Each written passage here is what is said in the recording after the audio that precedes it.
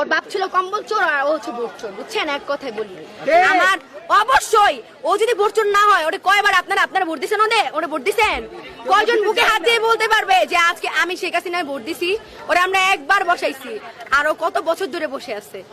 আচ্ছা, ওর কি একটু ইগোতে লাগে না ভাই? এত মানুষ, আমি ওর হাঁটুর সমান বয়সের হয়তো হব, আমি বলতেছি এত মানুষ ওরে চায় না, ও তাও নির্লজ্জের মতো ওইখানেই বসে আছে। আমার এই ইন্টারভিউটা দেখার পর হয়তো ও হয়তো আমারও গুম করে দিবে, কারণ ওর কোনো বিশ্বাস নেই। ওর পুরো ফ্যামিলি হচ্ছে একজন ব্রিটিশ, একজন আমেরিকান, একজন খ্রিস্টান।